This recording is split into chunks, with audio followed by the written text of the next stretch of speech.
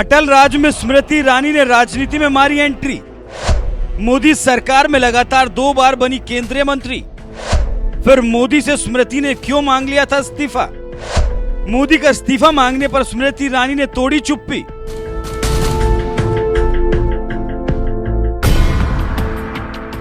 अटल राज में टीवी की दुनिया से सीधे राजनीति में कदम रखने वाली बीजेपी की फायर ब्रांड नेता स्मृति ईरानी को इस बार मोदी सरकार के तीसरे कार्यकाल में भले ही कोई जगह ना मिली हो, लेकिन एक वक्त था जब यही स्मृति ईरानी पीएम मोदी का इस्तीफा मांगकर देश की राजनीति में तहलका मचा दिया था।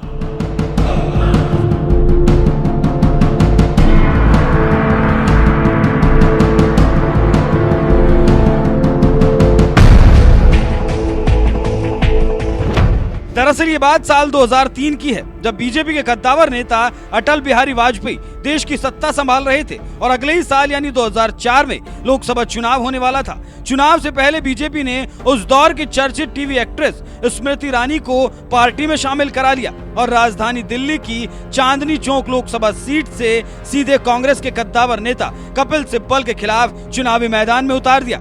हालांकि चुनाव स्मृति ईरानी हार गई थी, लेकिन इसके बावजूद पार्टी के अंदर स्मृति ईरानी का कितना बड़ा कद था, ये इसी बात से आप समझ सकते हैं कि जिस गुजरात दंगे के नाम पर विपक्ष उन गुजरात के तत्कालीन मुख्यमंत्री नरेंद्र मोदी को घेरा करता था, उसी गुजरात दंगे के नाम पर स्मृति ईरानी ने मुख्यमंत्री मोदी से इस्तीफा मांग लिया था।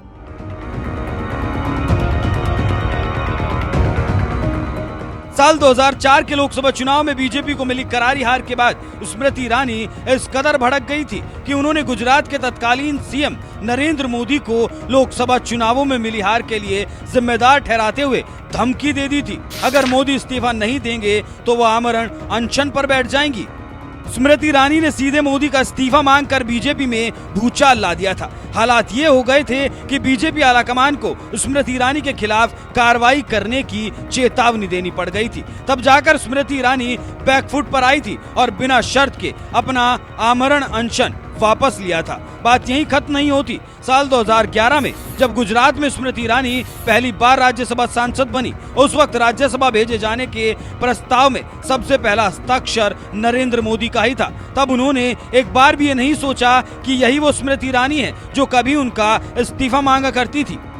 साल 2004 के इस मामले को लेकर जब पत्रकार सुशांत सिन्हा ने उनसे सवाल किया तो स्मृति ईरानी ने इस्तीफे वाली घटना को याद करते हुए कहा, मुझे लगता है वो इतने प्रैक्टिकल थे कि उन्हें पता था कि मैंने इस्तीफा क्यों मांगा था और किसके कहने पर मांगा था। एक 27 साल का कार्यकर्ता अपने आप कुछ नहीं करता।